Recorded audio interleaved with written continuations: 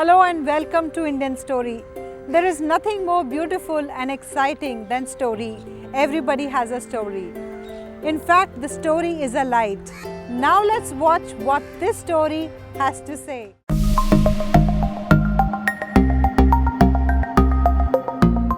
मेरा नाम doctor D के अग्रवाल है। मैं एसएमसी ग्रुप जो है उसका वन ऑफ द प्रमोटर हूँ और मैं पीएचडी चैम्बर का पास्ट प्रेसिडेंट भी हूँ।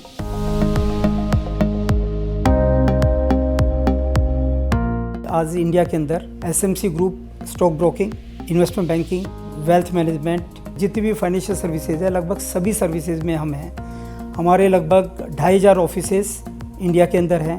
हमारी लिस्टेड कंपनी है, एनएससी और बीएससी दोनों में लिस्टेड कंपनी है हमारी।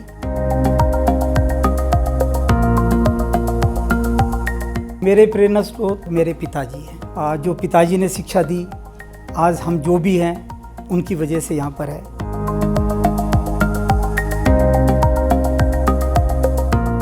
चरित्र आदमी का सबसे इम्पोर्टेंट है।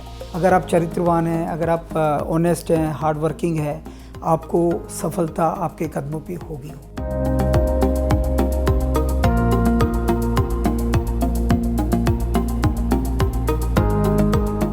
मेरा जन्म हरियाणा के एक गांव में नारनौल, अगर आपने जगह सुनी हो, उसके एक पास गांव है कांटी, तो मेरा जन्म वहाँ हुआ था। मेरे पिताजी का नाम श्री मदन गोपाल अग्रवाल जी है और मेरी माताजी का नाम है मिसेस गिन्नी देवी, और उनका जो आज भी वो हमारे हम सब साथ ही रहते हैं। और आज उनकी एक मतलब जैसे उनके पोता और उनके पोते के भी बेटा, तो पड़पोता उनका हो गया है, तो 4 जनरेशन एक साथ हम रह रहे हैं, तो ये उनके लिए बहुत सौभाग्य की बात है। जहाँ तक पिताजी का सवाल है, मैं बोलूँगा कि मेरी प्रेरणा स्रोत मेरे पिताजी हैं। जो उन्होंने बचपन से जो हमें शिक्षा दी, जो हमें उन्होंने टीचिंग सिखाई, जो उन्होंने हमें इंस्पायर किया, ऑनेस्टी से काम करना है, कोई भी विपत्ति के अंदर भी हिम्मत रखनी है, और कभी भी भगवान पे मतलब विश्वास रखो और कर्म प्रधान रहो। आपको कर्म करना है, फल की इच्छा नहीं रखनी। इस तरह की बातें जो उन्होंने हमें कूट कूट कर हमारे अंदर भरी, उसका परिणाम है कि आज हम हमेशा खुश रहते हैं और किसी भी बड़ी से बड़ी परिस्थिति में भी, कितनी विकट परिस्थिति हो, हम कभी नहीं घबराते। तो ये उनका बहुत बड़ा हमारे जीवन में मैं बोलूँगा कि बहुत बड़ा कंट्रीब्यूशन है और बहुत बड़ा मोटिवेशन हमें उनसे मिलता है। माता जी तो प्यार की मूर्ति है, मतलब उनका जो स्नेह हम पूरी फैमिली को मिलता है। उनसे जैसे हम आते हैं घर से मॉर्निंग में, तो हम राम राम करके आते हैं, जाते हैं तब भी, चाहे वो 12 बजे भी अगर हम घर पहुँचेंगे, वो हमारी इंतजार करती है, और जब तक हम राम राम नहीं कहेंगे तब तक वो सोती नहीं है। मतलब वो वेट करती है कि सब मेंबर आ जाएं, सब उनको राम राम बोल के जाएंगे, उसके बाद ही वो सोते हैं। और जो प्यार उनसे मिलता है, जो और वो भी जैसे शिक्षा के मामले में भी मैं बोलूँगा, जो उन्होंने हमें शिक्षा दी है, किसी का बुरा नहीं करना। कोई अगर आपका बुरा भी सोचे तो आपको उसका बुरा नहीं सोचना, इस तरह की उन्होंने हमें शिक्षा दी है। और आज यही वजह है कि आज हमें सब पूरी जनता से, हमारे जितने भी कॉन्टैक्ट्स हैं, जितने भी हमारे सर्कल में कोई आता है, सब हमारे वेल विशर हैं, हमारा कोई दुश्मन नहीं है। मेरी जो हाई स्कूल मैंने अपने गांव से ही किया था, पहले 15 साल वहीं पर रहा। उसके बाद जो ग्रेजुएशन है वो मैंने चंडीगढ़ से की, और फिर चार्टर्ड अकाउंटेंसी दिल्ली से की। क्योंकि मैं गांव से था, तो सपने ऐसे तो कभी नहीं सोचा था कि इतना बड़ा बिजनेस होगा, बट सोच बहुत बड़ा था। हमारे पिताजी ने हमें यही बोला था कि बेटा, सोच हमेशा आपका बड़ा होना चाहिए। और हमेशा दिमाग में यही होता था कि मुझे नौकरी नहीं करनी, मुझे कोई बड़ा बिजनेस करना है और बड़ा आदमी बनना है। पहले स्कूल किया और मैं डिस्ट्रिक्ट के अंदर मेरिट पे था, मेरे को स्कॉलरशिप भी मिली। फिर मैं चंडीगढ़ गया, वहाँ भी मैं यूनिवर्सिटी में सेकंड था, और सीए भी मैंने उसके बाद मैंने सीए की। तो पढ़ाई के अंदर मैं हमेशा ब्रिलियंट रहा। और एक बार जैसे कॉलेज के अंदर मेरे 100 में से 100 अकाउंट्स के अंदर आए थे, तो उस हिसाब से काफ़ी कह सकते हैं कि स्टडीज़ के अंदर मैं ब्रिलियंट था। मेरे 2 ब्रदर और हैं। सबसे बड़े ब्रदर का नाम है सुभाष चंद्र अग्रवाल, उनसे छोटे हैं अशोक कुमार अग्रवाल। मेरी एक बहन है स्नेहलता अग्रवाल, और हम सब लोग साथ ही रहते हैं। हमारा जॉइंट फैमिली है। और कोविड काल में हमें ये बात समझ में आई कि जैसे बहुत सारे लोग बोलते थे कि हम कोविड काल में बहुत परेशान हुए, लेकिन मैं आपको बताता हूँ कि कोविड काल में हमने बहुत अच्छा टाइम स्पेंड किया, क्योंकि हम जॉइंट फैमिली थी, हम एक साथ हम लोग इकट्ठे हो जाते थे, तो it was almost A party time during Covid call also. आपने बिल्कुल सही कहा है कि किसी भी व्यक्ति की सफलता के पीछे किसी ना किसी महिला का हाथ होता है, और ये बात मेरे केस में बिल्कुल ट्रू है। मेरी शादी 1990 में हुई थी। अर्चना अग्रवाल मिसेस का नाम है, और मैं आपको बता दूं कि इतनी सिंपल, इतना अच्छा स्वभाव और हर परिस्थिति में साथ देने वाली हैं। और सबसे बड़ी बात है कि अगर जैसे बच्चों को भी उन्होंने जो संस्कार दिए हैं, वो बिल्कुल एक जो आदर्श माता अपने बच्चों को संस्कार दे सकती है, उस हिसाब से दिए हैं। आज के इस युग में भी मेरे बच्चे, मैं बड़ा प्राउडली कह सकता हूँ, ड्रिंकिंग नहीं करते, स्मोकिंग नहीं करते, कोई भी उनमें किसी भी टाइप का ऐप नहीं है, और बहुत ही अच्छी लाइफ वो जीते हैं, और बहुत ही उनके अच्छे विचार हैं। और ये सब जो पॉसिबल हुआ, ये मैं इसका क्रेडिट अपनी वाइफ को देना चाहूँगा, अर्चना जी को। और उन्होंने क्योंकि मेरा टाइम काफ़ी बिजनेस में रहा, फिर मैं पीएचडी चैम्बर के अंदर as a president, national president की मेरे को दायित्व मिला। उस समय मेरा बहुत सारा टाइम, आप समझिएगा कि एसोसिएशन पीएचडी चैम्बर में लगता था। उस समय भी मैं बिल्कुल घर पे समय नहीं दे पाता था, तो वो पूरा ध्यान घर का, सब हर चीज़ में वो पूरा ध्यान रखते थे, और मेरे को कभी ऐसा महसूस नहीं होने दिया कि मेरे को कहीं टाइम की कंस्ट्रेंट है। मेरे एक बेटा है आयुष अग्रवाल, एक बेटी है अंशिका अग्रवाल। आयुष अग्रवाल की भी शादी हो गई है और अंशिका अग्रवाल की भी शादी हो गई है। आयुष अग्रवाल की शादी नेहा अग्रवाल से हुई है। मैं बहुत लकी फील करता हूँ कि नेहा, जो कि हमारी बेटे की वाइफ है, बट मैं बोलूँगा कि वो हमारे लिए बिल्कुल लड़की की तरह से है। उसने जब से वो घर में आई, हमारे घर में खुशियाँ छा गई है। और दूसरी बात ये कि उसने भी हमारा बिज़नेस ज्वाइन कर लिया है, और जो हमारा आर्बिट्राज का बिज़नेस है, जो कि प्रोप्राइटरी आर्बिट्राज हम करते हैं, वो पूरा बिज़नेस वो देख रही है।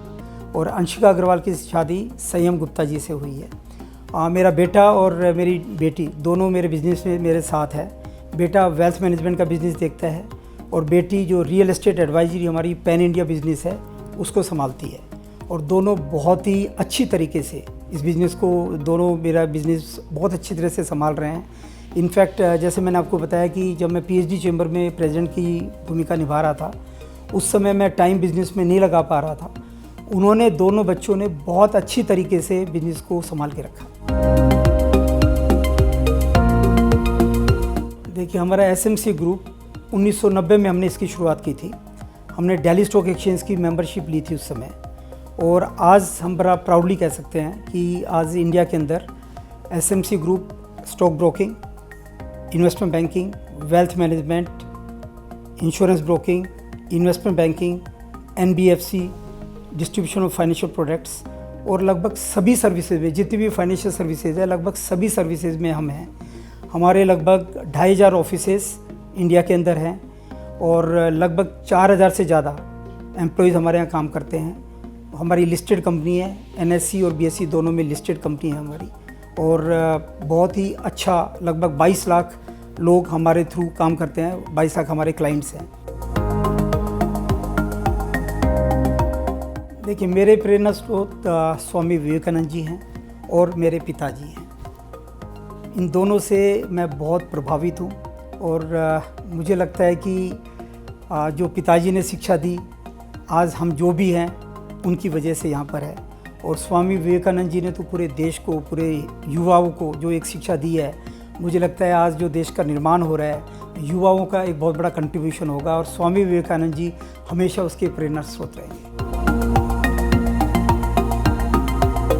पिछले लगभग 500 साल से हम लोग, हमारी पूरी सनातन जो धर्म है वो इंतज़ार कर रहा था इस मूवमेंट का, और फाइनली ये रामलला को अपनी जगह मिली और प्राण प्रतिष्ठा हुई।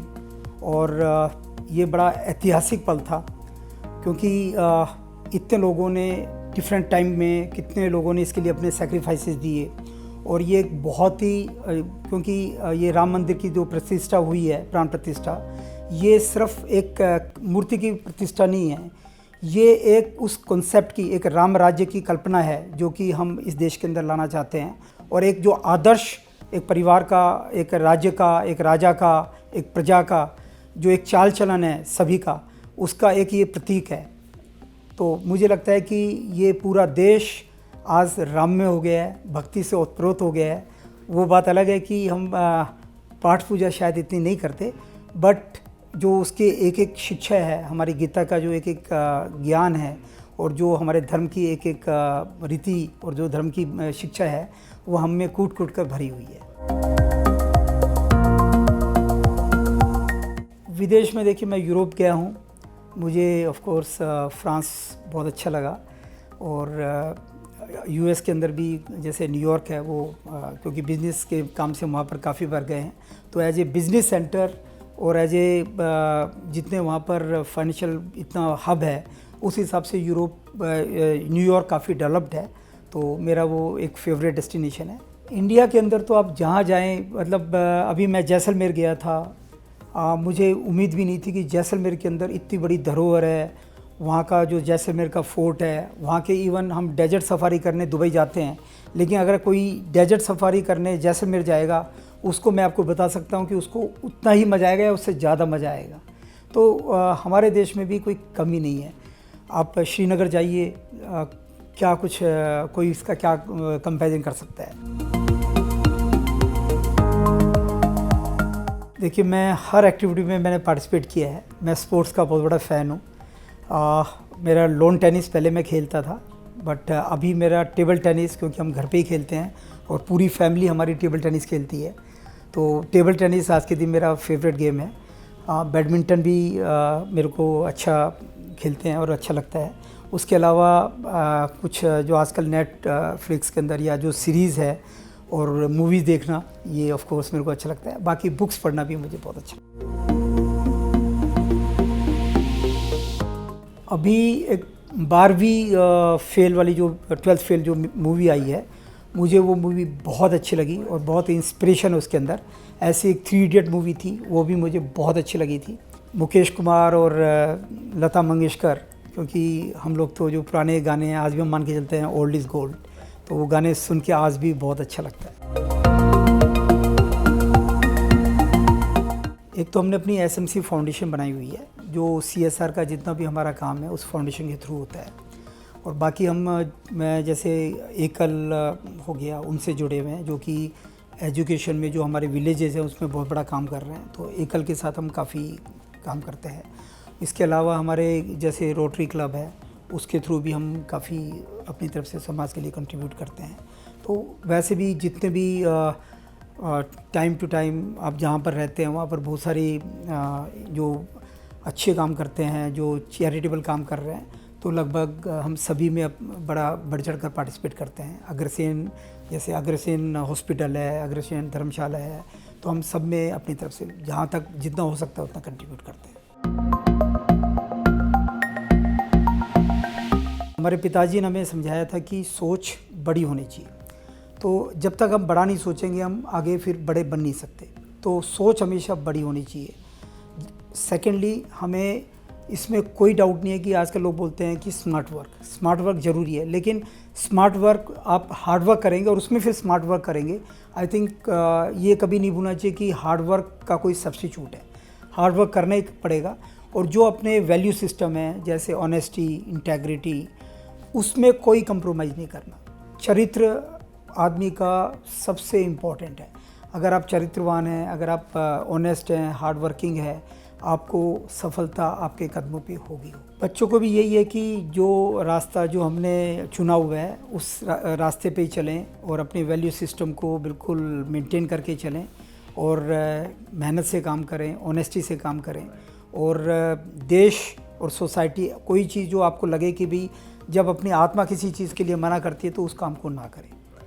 जो देश के जिस काम से देश को, समाज को नुकसान होता है वो काम ना करें। अगर वो इस तरह से सोचेंगे तो कभी भी उनको निराशा नहीं मिलेगी और हमेशा सफलता उनके सामने होगी। देखिए, आप जो काम कर रहे हैं, मैं खुद मानता हूँ कि मैं भी इस तरह के जो आप जैसे आज आप मेरा कर रहे हैं, मैं भी बहुत लोगों के इस तरह की सुनता हूँ और मुझे उससे बहुत इंस्पिरेशन मिलता है। और मेरा मानना है कि ये बात ये एक बार सुनने से नहीं होता, ये बार बार आपको डिफरेंट लोगों का सुनना चाहिए, क्योंकि कब आपको कोई बात समझ में आ जाए और कब आपको वो आपको कितनी बड़ी बात हो सकती है आपकी ज़िंदगी के लिए। तो आप जो काम कर रहे हैं बहुत ही सराहनीय काम है, और मेरा पूरा विश्वास है कि जिस तरह से आप काम कर रहे हैं इससे लाखों करोड़ों लोगों को बहुत बड़ा फ़ायदा होगा, और मैं बहुत ही अप्रिशिएट करता हूँ जो आप काम कर रहे हैं इसका।